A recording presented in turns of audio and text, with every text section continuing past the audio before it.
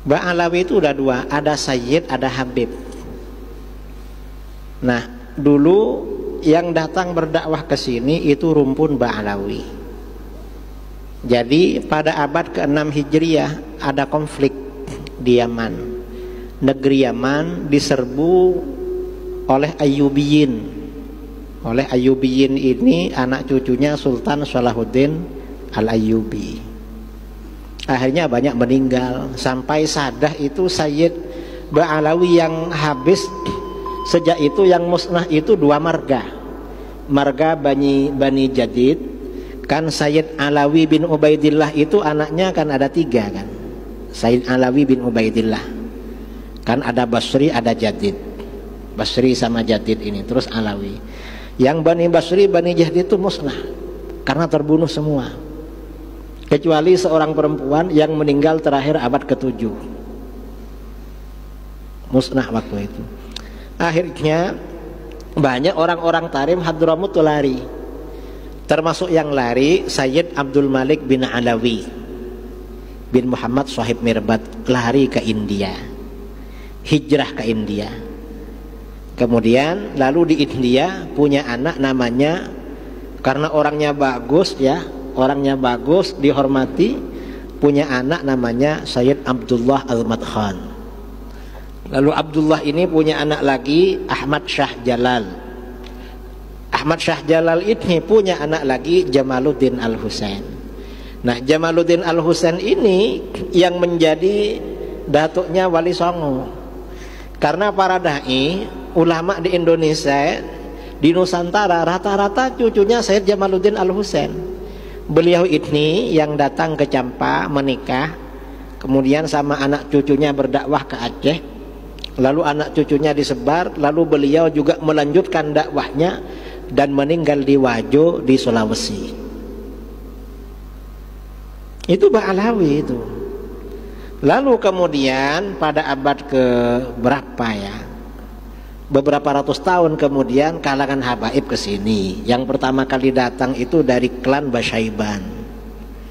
Kemudian habib-habib yang lain ke sini. Itu nasabnya sahih. Dan gak ada yang namanya tesis. Mengapa terjadi seperti itu? Akhir zaman ini dosa besar semakin bermunculan, termasuk membatalkan nasab. Rasulullah SAW bersabda dalam Sahih Muslim, "Ithnani finnas fihima kufrun." Dua perkara pada manusia, dua perkara ini mengandung kekufuran. Apa? At-ta'nu fil ansab, mencela nasab.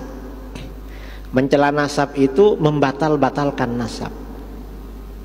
Memang sudah ada. Apa yang disabdakan oleh Rasulullah pasti terjadi. Ya contohnya ini. Dan sekarang kelompoknya ini yang dibatalkan bukan cuma nasabnya Habib, nasabnya orang Jawa dibatalkan semua. Sama ini. Mengapa kelompok ini sudah berani ngomong bahwa penduduk Jawa itu bukan anak cucu Nabi Adam? Anak cucunya siapa? Manusia sebelum Nabi Adam. Ini kan batalkan nasab kan? Sudah ada yang ngomong begitu. Kelompok ini sudah batal semua. Nah, kalau bukan anak cucunya Nabi Adam dari mana? Gak bisa. Gak bisa kawin saudara kalau bukan jenis, kalau beda jenis. Sebenarnya yang sama-sama punya kemaluan, kan monyet kan punya ya, artinya mirip-mirip lah dengan manusia kan. Monyet, kemudian orangutan. Tapi gimana kalau kawin dengan monyet sama orangutan? Kan gak bisa gak bisa samara, gak bisa sakinah mawaddah. Karena sakinah mawaddah itu kalau satu jenis kan yang bisa mawaddah. Nah, kita ini orang Arab, kita dapat orang Arab oke, dapat orang Cina oke, dapat orang Eropa oke. Orang mana? Mengapa? Satu jenis memang, sama-sama anak cucu Nabi Adam. Ini dibatalkan sama kelompok ini, bukan anak cucu Nabi Adam. Sudah parah ini. Cuma saudara ya kurang mengikuti sebenarnya itu. Saya kan mengikuti apa orang-orang ini kok dibatalkan semua. Kufur itu. Mengapa kufur? Karena di dalam Al-Quran ya Bani Adam kan, wahai anak cucu Adam. Berarti keliru Al-Quran bilang ya Bani Adam. Makanya kufur itu. Ada kufur-kufur di ini ya, masalah nasab. Jadi kita jangan ikut-ikut itu. Habib-habib itu kalau yang memang benar-benar habib itu nasabnya sahih kepada Rasulullah Shallallahu Alaihi Wasallam. Sahih memang, nggak perlu diragukan. Kadang-kadang yang dijadikan bahan menghujat itu habib-habib yang nakal-nakal. Ya memang habib ini manusia juga, dan Rasulullah juga tidak menjamin anak cucunya soleh semua. Nggak ada jaminan. Makanya Rasulullah bersabda, wahibbu ahla baiti li hubbi, cintai keluargaku karena mencintai aku. Artinya apa? Jangan mencintai keluargaku karena soleh. Karena kalau mencintai habib karena soleh, sama yang nggak soleh nggak suka kita. Kalau mencintai habib karena alim, sama yang bodoh gak suka.